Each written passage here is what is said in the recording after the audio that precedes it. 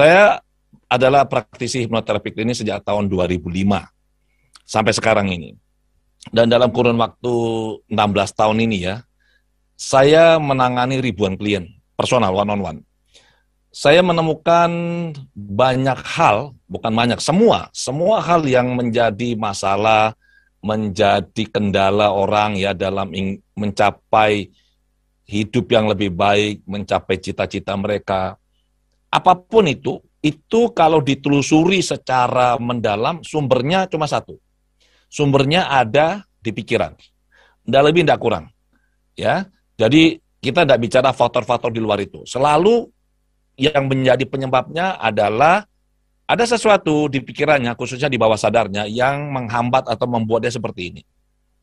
Untuk bisa mencapai sesuatu yang besar, yang positif, yang baik, dengan pikiran kita, tentu kita perlu mengerti cara kerja pikiran. Ibaratnya sebuah mesin, kalau kita ingin bisa mengoperasikan mesin ini dengan baik, bisa mencapai hasil yang optimal dengan mesin yang kita gunakan, maka kita perlu tahu sifat, karakter, dan cara kerjanya. Maka untuk itu, saya akan sedikit mengulas sifat dan fungsi pikiran. Berbicara mengenai pikiran, kita punya dua pikiran. Yang mudahnya kita bilang dua saja ya, karena ada nanti yang bilangnya pikiran sadar, bawah sadar, nisardar, suprasadar, supersadar, itu terlalu kompleks. Kita bahas dua saja, yaitu pikiran sadar dan bawah sadar. Fungsi pikiran sadar ada 4. Yang pertama adalah identifikasi informasi yang masuk melalui indera. Jadi apabila ada informasi yang masuk melalui indera kita punya 6 ya, indera, pikiran termasuk indera, maka dengan menggunakan pikiran, kita bisa mengidentifikasi, mengenali, ini informasi apa ini. Kemudian informasi yang sudah masuk ini, kita bandingkan dengan data yang ada di pikiran bawah sadar, di database. Misalnya nih, kita melihat sesuatu. Kalau kita melihat sesuatu, secara otomatis pasti dilakukan proses pembandingan. Ini barang apa ini ya? Kemudian kita membandingkan dengan data yang ada di bawah sadar kita, dan akhirnya kita, oh ini adalah pintu. Nah, begitulah cara kita mengidentifikasi dan mengenali. Selanjutnya kita melakukan analisis. Ini enaknya mau diapakan? Data atau informasi ini mau kita apakan? Hanya disadari, apakah kita akan melakukan sesuatu, ataukah akan kita gunakan untuk hal apa? Di situ kita akan buat keputusan. Jadi ini adalah 4 fungsi dari pikiran sadar. Identifikasi informasi, membandingkan informasi dengan database, melakukan analisis, kemudian membuat keputusan. Kalimatnya membuat keputusan ya, bukan mengambil keputusan. Seolah-olah keputusan itu sudah ada di sana, bukan. Membuat keputusan. Jadi berdasarkan analisis logisnya kita membuat sebuah keputusan. Ini yang akan dilakukan karena ini yang kita yakin yang terbaik. Itu pikiran sadar. Bagaimana dengan pikiran bawah sadar? Pikiran bawah sadar ini punya banyak fungsi. Yang pertama adalah dia menyimpan data atau memori jangka panjang. Yang disebut dengan memori ini adalah mulai sejak kita di dalam kandungan ibu ya, sampai sekarang.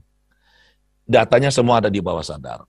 Yang kedua adalah pikiran bawah sadar menyimpan hal-hal yang tidak disadari atau tidak tertangkap oleh pikiran sadar. Jadi pikiran sadar ini kan kemampuannya terbatas sebenarnya. Jadi hal-hal yang terlewatkan oleh pikiran sadar, tapi oleh pikiran bawah sadar ini dengan sangat bagus bisa direkam dan disimpan datanya. Kemudian pikiran bawah sadar ini tempat menyimpan kebiasaan atau habit. Kita punya 3 kebiasaan yang disimpan di bawah sadar. Tempatnya emosi yang positif maupun emosi yang negatif. Tempatnya kepribadian, tempatnya intuisi, kreativitas, persepsi, kemudian keyakinan atau belief, dan value atau nilai-nilai hidup. Satu yang sangat menarik, di pikiran bawah sadar, ini juga tersimpan bukan memori saja, tetapi program-program program-program pikiran inilah yang sebenarnya mengendalikan dan menjalankan kita sebagai, dalam tanda kutip ya, manusia. Saya sering menyampaikan dalam beberapa kesempatan bahwa manusia ini apabila beroperasi tanpa adanya kesadaran atau mindfulness, maka kita tidak lebih dari robot yang dijalankan oleh seperangkat program pikiran. Jadi sampai sedemikian dahsyatnya program pikiran ini bisa mempengaruhi kita. Dan berdasarkan berbagai literatur ya dan juga penelitian, dinyatakan bahwa pikiran sadar mempengaruhi kita, manusia ini, bobotnya hanyalah 1-5%. Sementara pikiran bawah sadar mempengaruhi kita 95-99%. Dengan kata lain, pengaruh dari pikiran bawah sadar ini sangat besar. Dia mendikte, mengarahkan, kalau kita tidak sadari ya, mendikte, mengarahkan dan menentukan gerak-gerik kita, cara berpikir kita, emosi kita, perilaku kita. Itu semuanya dikendalikan oleh pikiran bawah sadar. Dan pikiran sadar kita, kemampuannya terbatas, mampu memproses informasi hanya sejumlah 40 bit per detik.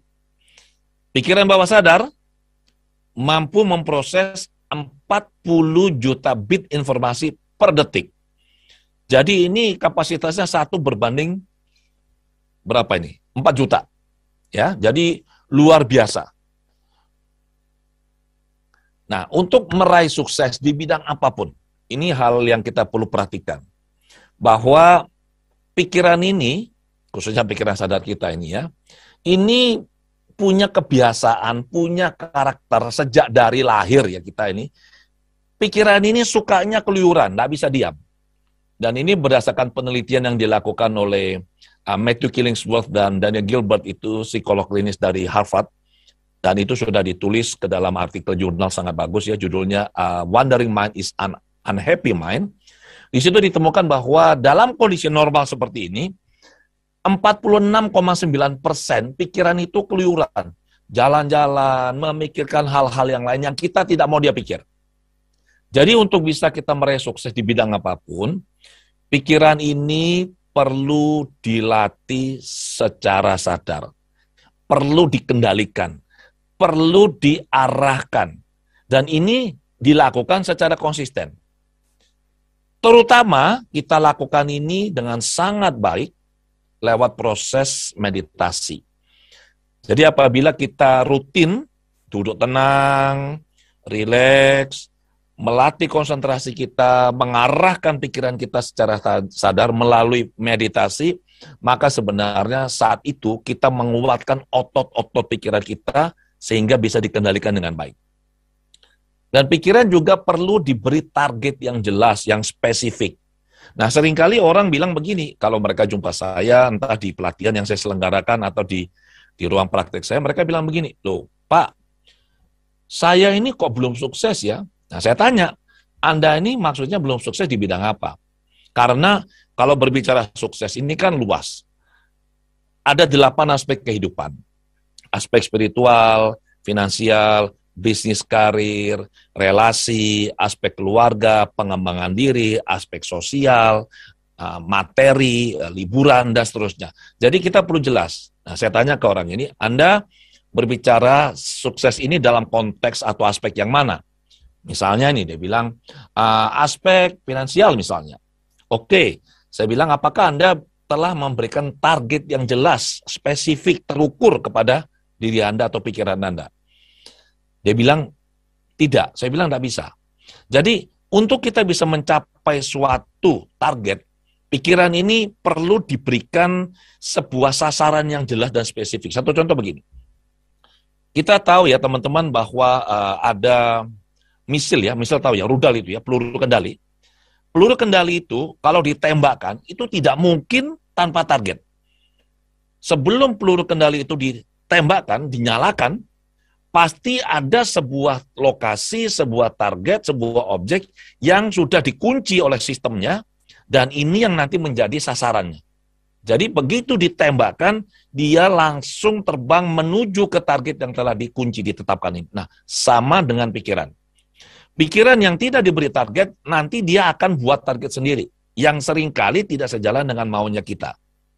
Sementara pikiran yang telah diberi target, dia akan fokus. Dan target ini berlaku tidak hanya untuk pikiran sadar, terutama untuk pikiran bawah sadar. Jadi kalau kita hanya memberikan target pada pikiran sadar, sementara pikiran bawah sadar kita ini tidak menerima target ini atau tidak bersedia menjalankan target yang diberikan, teman-teman dipastikan bahwa target ini tidak akan tercapai. Tadi saya ada membaca di kolom komentar, ada seorang teman peserta yang menyatakan, saya membuat resolusi akhir tahun, setiap tahun saya buat, tapi tidak pernah tercapai. Dan saya yakin banyak juga yang mengalami seperti ini. Resolusi akhir tahun itu adalah goal-goal yang dibuat di akhir tahun untuk bisa dicapai di tahun berikutnya. Ternyata seringkali goal itu hanya tinggal goal. Jadi tidak ada yang tercapai. Mengapa ini terjadi? Karena apa yang dibuat oleh pikiran sadar ini tidak diterima oleh pikiran bawah sadar. Itu ada blocking, ada penolakan, ya. Kemudian yang perlu juga dipahami bahwa kita bukan pikiran kita.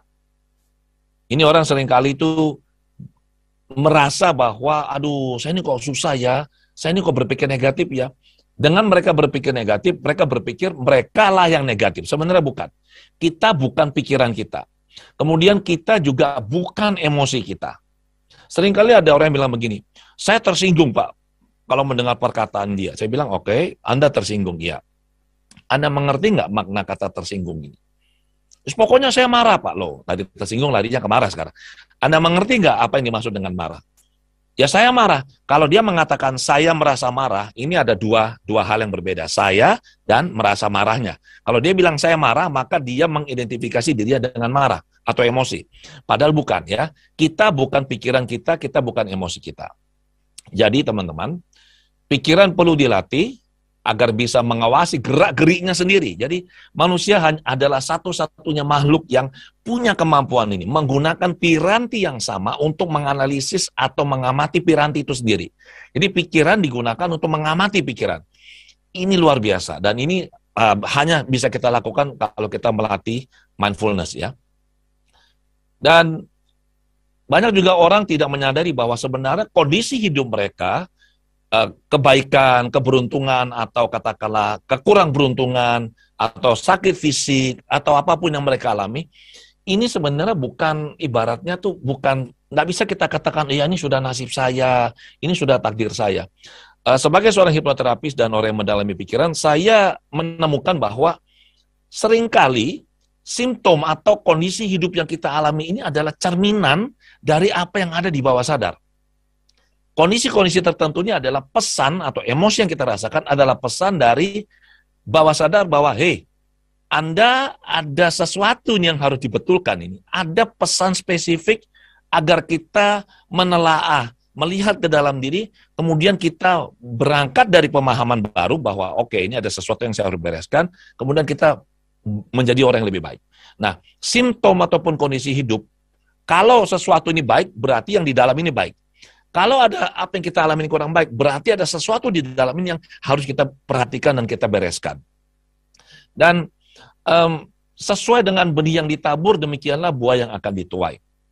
Jadi teman-teman, di semesta alam ini, satu-satunya lahan yang paling subur, yang kita tanam apapun pasti tumbuh dengan sangat subur, itu cuma di pikiran kita.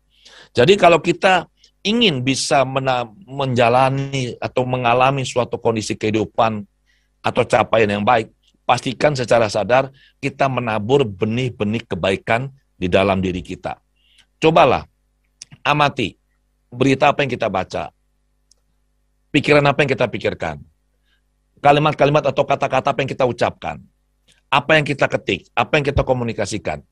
Usahakan secara sadar bahwa ini semua kita lakukan dengan mengacu pada hal-hal yang sifatnya baik. Dan yang terakhir, bahwa kita tidak bisa menjadi orang yang baik hanya dengan berpikir baik. Itu tidak bisa. Kita tidak bisa menjadi orang yang positif hanya dengan berpikir positif. Berpikir positif ini adalah sebuah langkah awal. Dan yang lebih penting, saya katakan ini langkah awal, karena berpikir positif ini adalah ranah dari pikiran sadar. Kita bisa berpikir positif, menggunakan pikiran kita. Dan ingat tadi penjelasannya bahwa pikiran bawah sadar mengendalikan kita 95-99%. Maka, setelah kita bisa berpikir positif, kita perlu bisa merasakan hal-hal yang positif. Dan dari apa yang saya alami, dari apa yang saya pelajari, dan juga yang saya dapatkan dari guru saya Bante Utamo, bahwa salah satu cara yang sangat efektif untuk kita bisa berpikir positif dan merasakan hal-hal yang positif adalah dengan kita berlatih meditasi, cinta kasih secara konsisten.